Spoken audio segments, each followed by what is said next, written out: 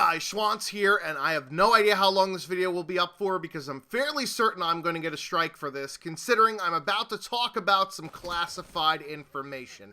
Background here is that I actually flew out to Infinity Ward Studios a few months ago for a job interview for a core systems engineer position. Considering I'm a computer programmer and possess all of the skills that are needed to perform this type of job, I wanted to take a chance to see if I could turn my gaming passion into an occupation. Sadly, I didn't get the job, and thus why I'm making this video today. While I was there, however, I was asked to take a short questionnaire before the actual Q&A of the interview process, and they led me into this room, which was mostly empty, but had some computers at desks. I looked at one of the computers, and to my surprise, I found the teleprompter notes for the upcoming CODXP event with the Infinite Warfare multiplayer announcement on it. Just so that I wouldn't leave any paper trail, I decided to take some photos with my phone of the slides on the screen instead of actually trying to email this to myself, and you wouldn't believe the information that's in them. Obviously, I'm not going to post them in this video because that would be an automatic copyright strike, and I'm fairly certain that just speaking about the information isn't enough to be considered for a takedown, but again, I'm not quite sure.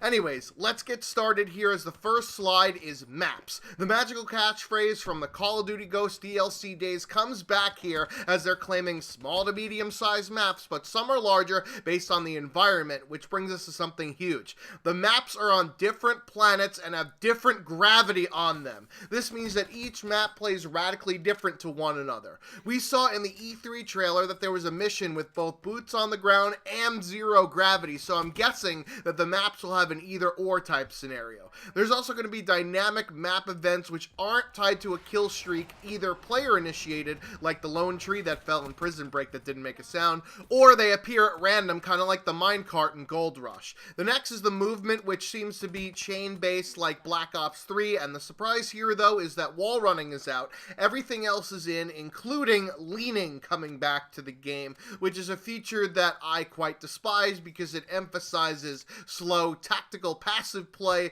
versus balls-to-the-wall rushing.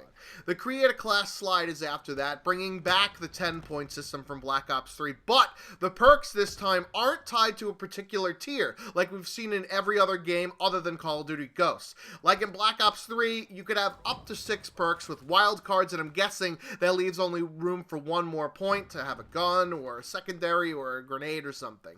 The interesting thing here is that pro perks are returning, but in the form of prestige perks. I guess that's a good incentive for prestiging, but I'm not sure I like the pro perks idea. It kind of screws up competitive play, and it tilts the balance unfairly for those players that have more time than others, but we'll see how it plays out. The weapon stuff is basically the same as in Black Ops 3 with having up to 5 attachments. The score streaks are tied to a class like in Ghosts and Advanced Warfare, not like in Black Ops 3 where you set them before the match and you can't change them. Another new feature is that you can edit both your class loadout and your streaks mid-game to counter cheese that the other team is using. I love this idea.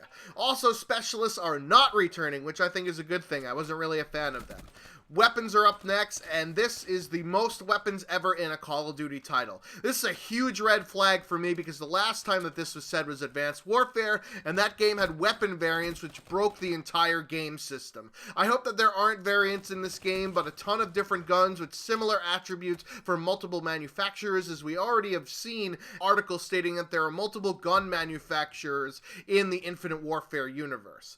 Riot shields are coming back, much to the delight of trollers everywhere, and there are more Maverick-like guns that can be multi-purpose, like an SMG that you could pull apart into dual-wield pistols that look like FMG9s. And it looks here like Infinite Warfare will have score streaks instead of point streaks like in Ghosts. However, the strike packages are returning Assault Support and Specialists. Assault has lethal, upgradable score streaks which you can manually control or set and forget, similar to Black Ops 3.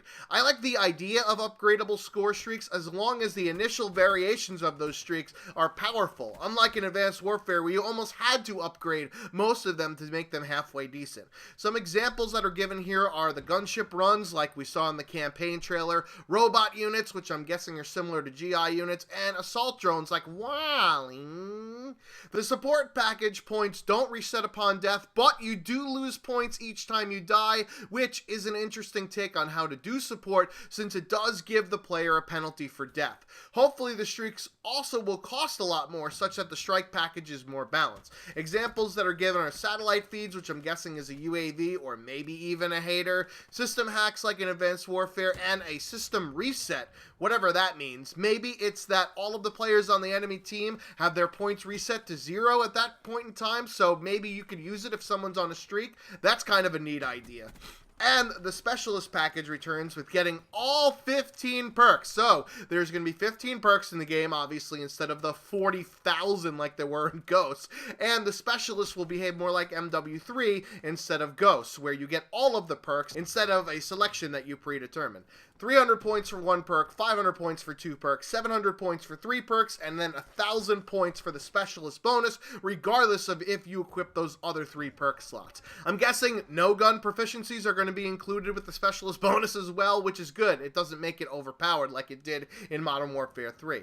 Next up are the game modes, which state that Cranked Grind, which was that private match only game mode, kind of like Fracture, and Reinforce will be returning in Infinite Warfare.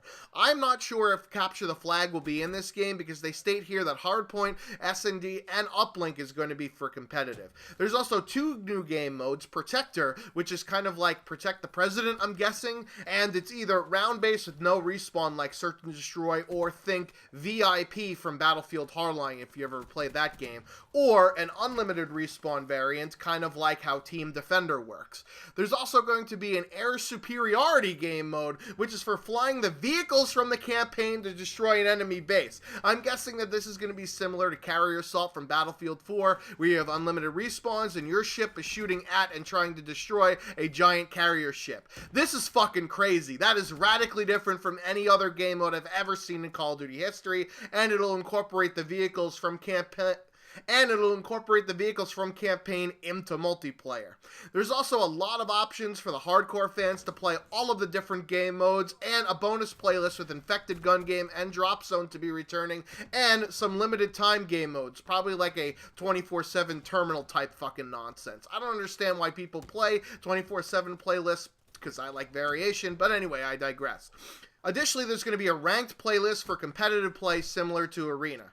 For something that I don't give a shit about, since it's a first-person shooter game, but some of you do, customization is going to be bigger than ever, it seems. The groups feature will return, there's an emblem and player card editor, the gunsmith will return so that you can make your own camos, and now it looks like you could make your own gear with the gear shop. You'll be able to unlock different outfits from challenges and change their color or appearance. Guess who's getting a new pair of J's, motherfucker? And lastly, and most importantly to me, there is a beta announcement. It's going to be Tuesday, September 6th through Monday, September 11th, since the Black Ops 3 DLC number 4 will launch on Tuesday the 12th. It's going to be open 1 day early for those that pre-ordered the game on Monday, September 5th. I'm guessing this allows people at the CODXP event to play the game first, then have a actual meaningful beta afterwards. It's going to be on Now Gen only, with 3 maps and 4 game modes, TDM, DOM, S&D, and Cranked returning. Much like the Black Ops 3 beta, the level cap will increase throughout the weekend, and there's going to be an in-game comments feature which will help make the game better to leave your feedback in case you don't feel like getting into all the forum wars. This is a lot of information, I know, but a lot of it looks really good to me. I'm pretty pumped about being able to play the game in a beta form, and I'm happy with a lot of the decisions they've made. Now, the question is, will they be able to execute properly? What about you guys? Let me know down in the comments section. I've been the SHWANTZ 27, out like a boner in sweatpants. Until next time.